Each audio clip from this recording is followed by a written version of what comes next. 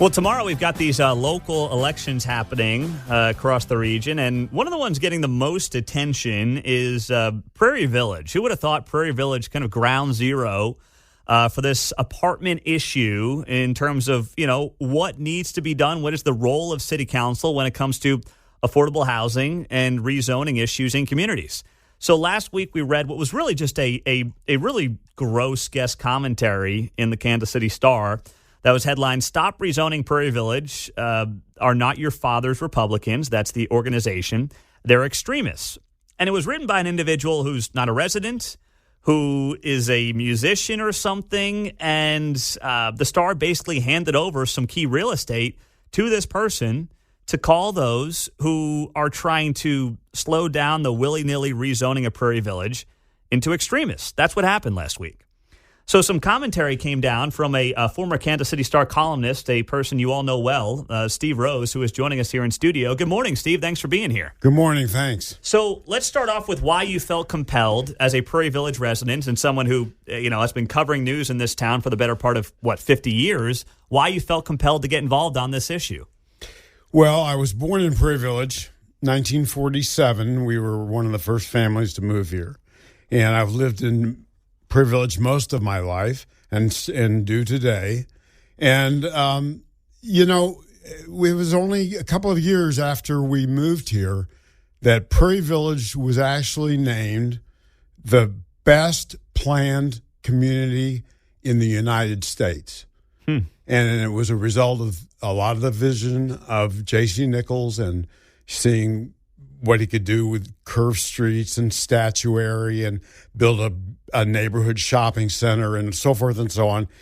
And the houses were, the irony is, the affordability of those houses was a key to making this a real vision. Mm-hmm.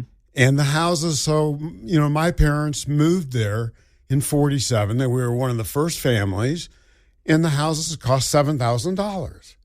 And they built it that way on purpose next to their Mission Hills development, the J.C. Nichols Mission Hills development, which is unaffordable. Mm-hmm. And they deliberately went out and built in this farmland. They picked an area. It's not that large. As we know, only 23,000 people live there now. Mm-hmm.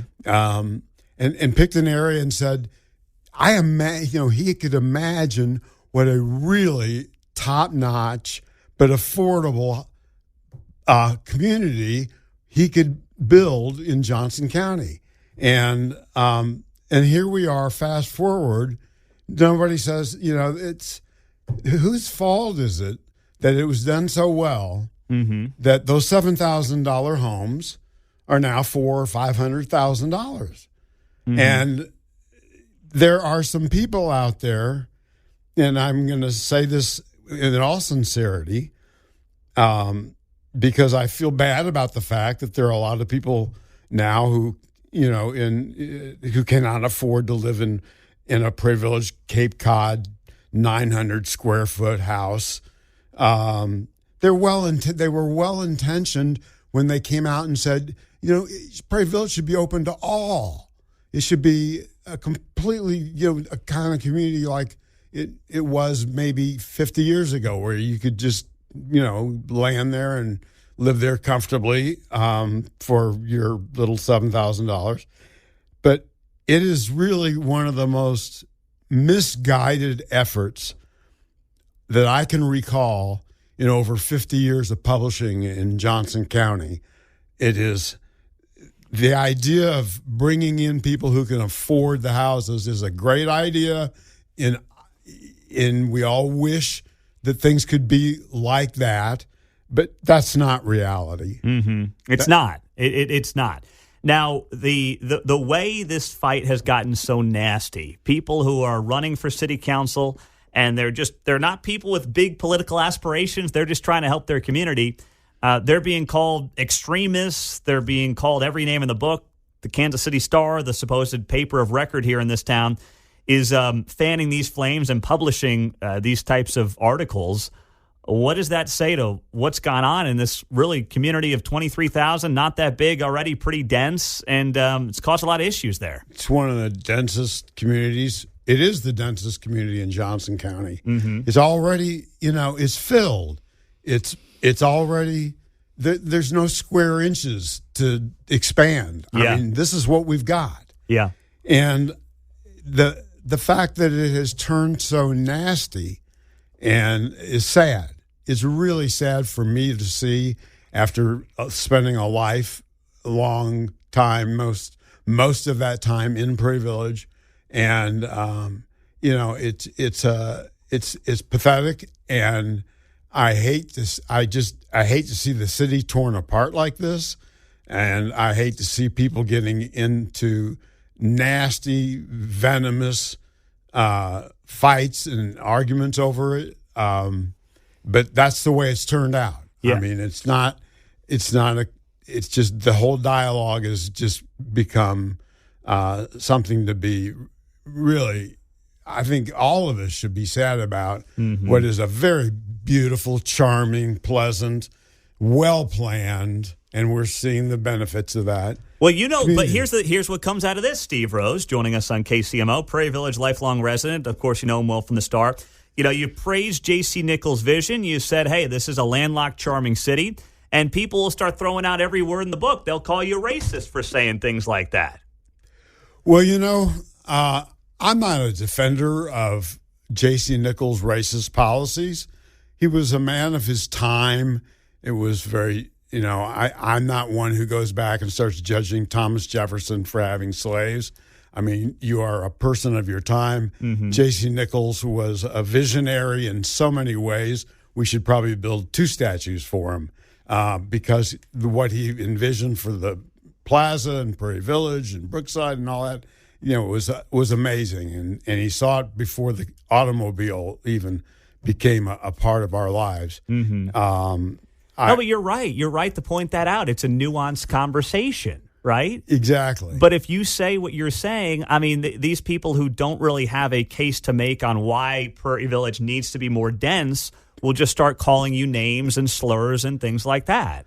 Well, we were the first Jewish family to move into Johnson County. Mm-hmm. And at the time, there were deed restrictions in the beginning that prohibited Jews and blacks from living in Prairie Village.